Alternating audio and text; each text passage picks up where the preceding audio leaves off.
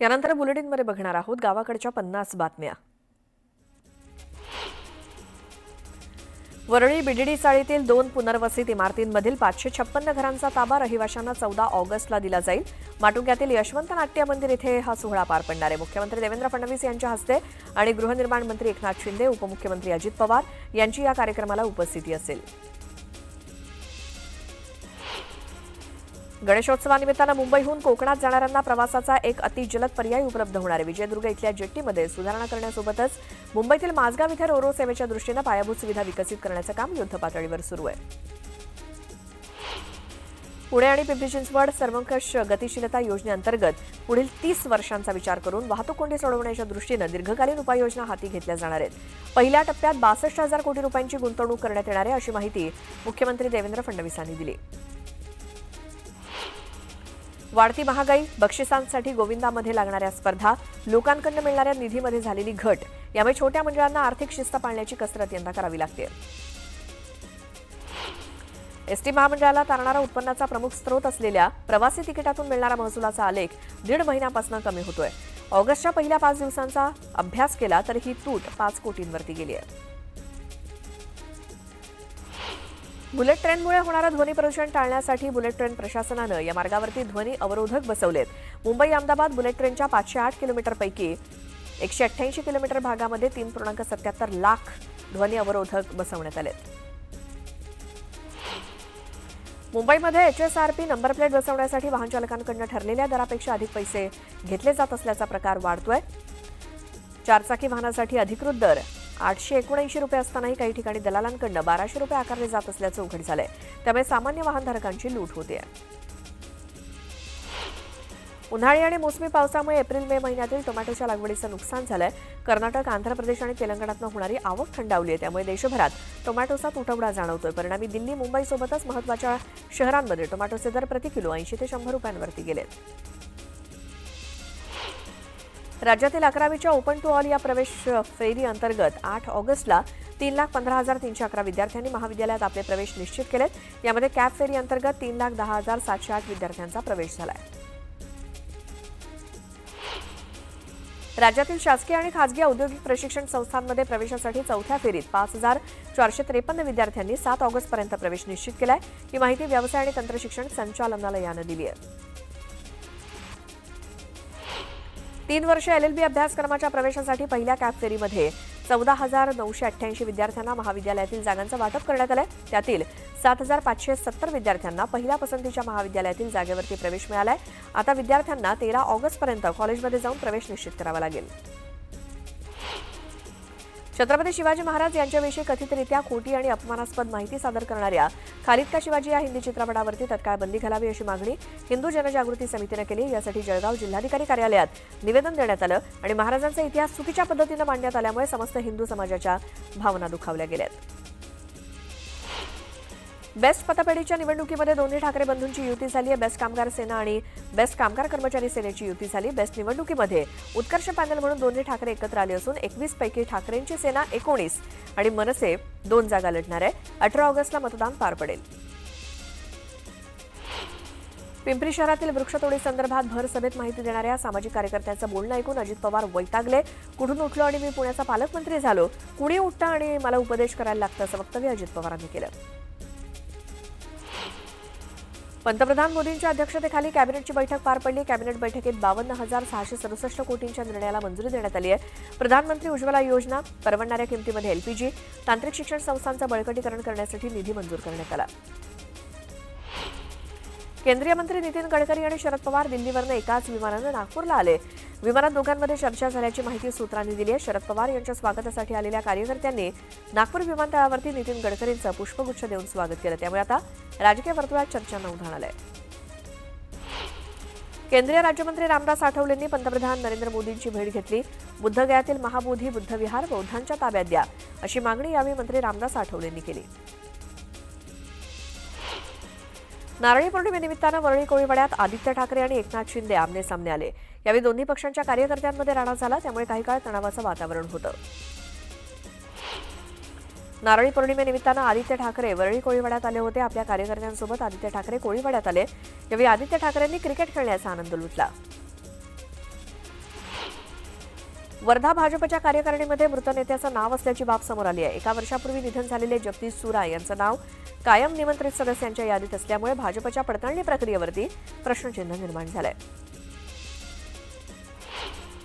पुण्यामध्ये नव्या महापालिकांच्या घोषणेवरनं आजी माजी आमदार आमने-सामने आलेत।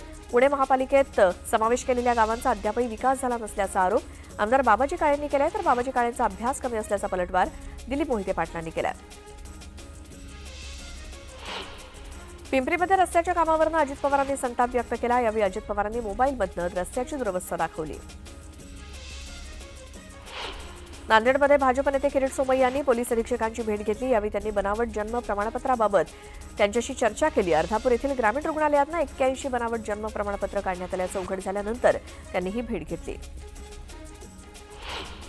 साखळी योजना पूर्ण करण्यासाठी वारंवार प्रयत्न केल्याचं सुजय विखे पाटलांनी म्हटलं, तर यावरही राजकारण झाल्याचं ते म्हणाले। सर्वसामान्यांसाठी आंदोलन केल्याचं वक्तव्य त्यांनी केलं। गणेशोत्सवानिमित्तानं मुंबईहून कोकणात जाणाऱ्यांना प्रवासाचा एक अति जलद पर्याय उपलब्ध होणार आहे। विजयदुर्ग इथल्या जेटीमध्ये सुधारणा करण्यासोबतच मुंबईतील माझगाव इथे रोरो सेवेच्या दृष्टीनं पायाभूत सुविधा विकसित करण्याचं काम युद्धपातळीवर सुरू आहे। पंतप्रधान मोदी आणि रशियाचे राष्ट्राध्यक्ष पुतीन यांच्यात फोनवरून चर्चा झाली। राष्ट्राध्यक्ष पुतीन यांनी पंतप्रधान मोदींना युक्रेनशी संबंधित घडामोडींची माहिती दिली। पुतीन यांच्याशी खूप चांगला आणि सविस्तर संवाद झाला। भारत रशिया धोरणात्मक भागीदारी दृढ करण्याबाबत सुद्धा चर्चा झाल्याचं पंतप्रधान मोदी म्हणाले। मोदींनी पुतीन यांना भारत भेटीचं आमंत्रण सुद्धा दिलंय। महादेव मुंडे हत्या प्रकरणात भाऊ अशोक मुंडे आणि वडील दत्तात्रय मुंडे यांचा एसआयटीनं जबाब नोंदवून घेतला। एसआयटीचे प्रमुख आयपीएस पंकज कुमावत यांच्याकडनं महादेव मुंडे हत्या प्रकरणावरती सविस्तर चर्चा झाली। बीडच्या आंबेजोगाईमध्ये एसआयटीचं पथक तळ ठोकून आहे।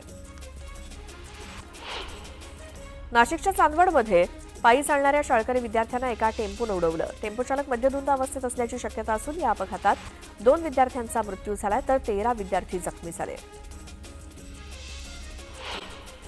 यात राज्याचे उपमुख्यमंत्री अजित पवारांनी पुण्यातल्या चाकण परिसराची पाहणी केली आणि यावेळी रस्त्याच्या कामाच्या दुरवस्थेसोबतच वाहतूक कोंडीवरनं अजित पवारांनी संतप्त सवाल उपस्थित केलाय। भाषणामध्ये व्यत्यय आणणाऱ्याला अजित पवारांनी खडेबोल सुनावले आणि याच भाषणादरम्यान पुणे जिल्ह्यात 3 महानगरपालिका तयार करण्याची घोषणा अजित पवारांनी केली।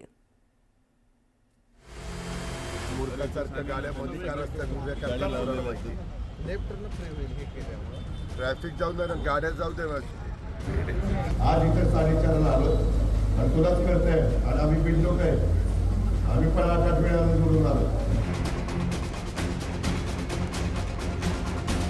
उपमुख्यमंत्री अजित पवारांच्या तडाख्यातनं न पोलीस अधिकारी सुटले न कार्यकर्ते। जास्तीत जास्त पीएमआरडीचंच काम आहे। शुक्रवारी भल्या पहाटे अजितदादा पुणे जिल्ह्यातल्या चाकण परिसरात पोहोचले। या परिसरातली वाहतूक कोंडी फोडण्यासाठी दादांनी परिस्थितीचा आढावा घेतला। पण एकीकडे अजित पवार अधिकाऱ्यांकडनं माहिती घेत होते, तर दुसरीकडे चौकात पोलिसांनीच वाहनं रोखून धरलेली। त्यामुळे वाहतूक कोंडी झाली आणि मग काय, दादांचा पारा चढला। ते गाड्याच्या मध्ये थांबतात, ते सगळं आपलं ट्रॅफिक थांबवतात, तेव्हा ते ट्रॅफिक थांबलं। चोपे असं नाही ना, मूर्खासारख्या गाड्यामध्ये काय रस्त्यात उभ्या करतात माहिती। लेफ्टनं फ्री होईल हे केल्यामुळे ट्रॅफिक जाऊ दे ना, गाड्या जाऊ दे ना। चाकण परिसराला सध्या वाहतूक कोंडीचं ग्रहण लागलंय। त्यामुळे या मार्गावरनं ये जा करणाऱ्या वाहन चालकांना सतत ट्रॅफिक जामचा सामना करावा लागतो। पण इथे केवळ वाहतूक कोंडीची समस्या आहे असं नाही, तर इथल्या रस्त्यांवर खड्ड्यांचं साम्राज्य पसरलंय। या मुद्द्यावरनंही अजितदादांनी अधिकाऱ्यांची चांगलीच हजेरी घेतली आणि करताना ते नीट केलं पाहिजे। कारण कुठलाही एखादा पाऊस धोधो पडत असताना ट्रकच्या लक्षात ड्रायव्हर चालन एक चाक गेलं की झालं सगळं वाटलं सगळं खचले। आता समोर अजितदादा दिसल्यावर कार्यकर्त्यांनाही भलता जोश चढला, कारण दादांचा स्वभाव मोकळा ढाकळा। ते कोणताही आडपडदा न ठेवता कार्यकर्त्यांनी विचारलेल्या प्रश्नांची उत्तरं देतात। पण विषय जेव्हा बारामतीचा आला तेव्हा दादा काय म्हणाले हे कान देऊ नये का?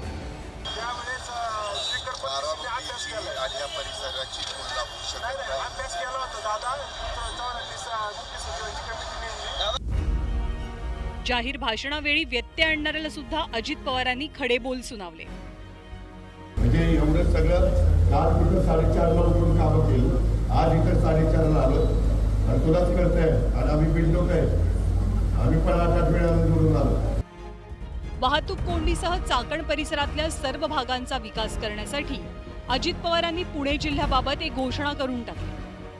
पुणे, पिंपरी चिंचवड, त्याच्यानंतर वाघवस्ती, लोणी काळभोर, वाघोली, मांजरी, दोन्ही मांजरी या सगळ्या भागामध्ये तिथं एक महानगरपालिका करावी लागेल.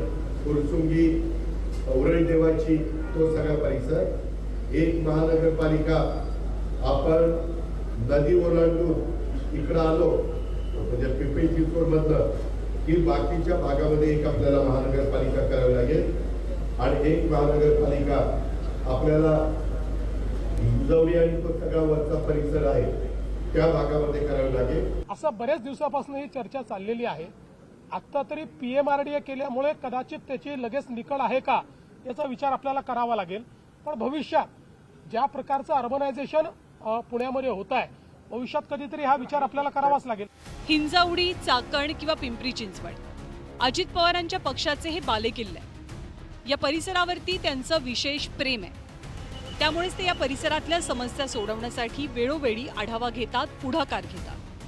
काही दिवसांपूर्वीच त्यांनी हिंजवडीमध्ये जाऊन पाहणी केलेली आणि रस्त्याच्या रुंदीकरणाचे आदेश दिले होते. आता चाकणमधली वाहतूक कोंडी फोडण्यासाठी सुद्धा दादांनी पुढाकार घेतल्याचं चित्र आहे. Bureau report, news 18 Lokmat.